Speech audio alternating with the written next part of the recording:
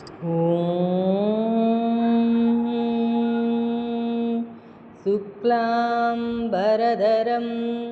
विष्णुं शशिवर्णं चतुर्भुजं प्रसन्नवदनं ध्याये सर्वविघ्नोपशान्तये।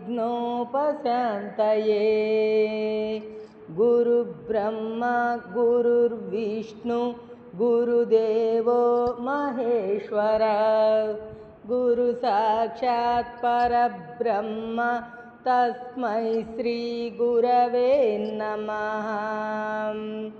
ॐ केशवाय नमः। ॐ नारायणाय नमः। ॐ माधवाय नमः। ॐ गोविन्दाय नमः। ॐ विष्णवे नमः। ॐ मधुसूदनाय नमः। ॐ त्रिविक्रमाय नमः। ॐ वामनाय नमः।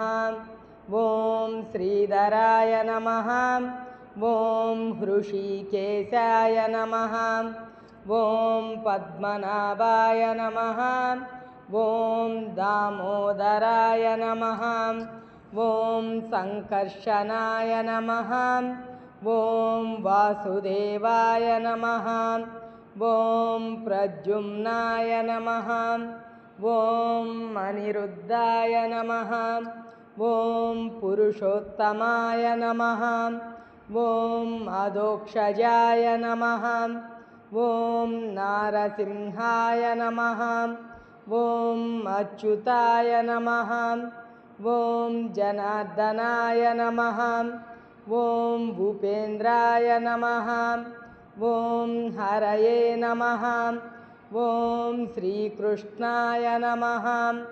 यस्शिवो नामरूपाभ्यां या देवी सर्वमङ्गला तयोः संस्मरणात् पुंसां सर्वतो जयमङ्गलम्। लाभस्तेषां जयस्तेषां कुरुस्तेषां पराभव।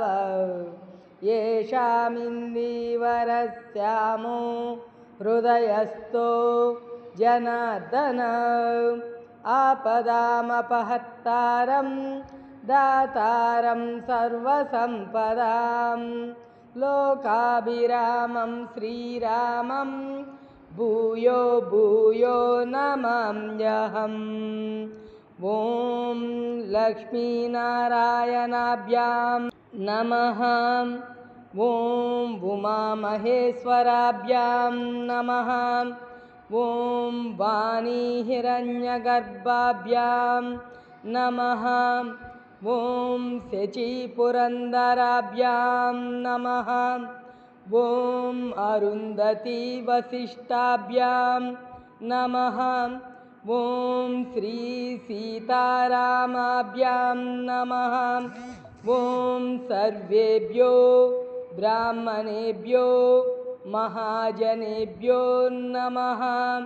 अयं मुहूर्तः सुमुहूर्तोऽस्तु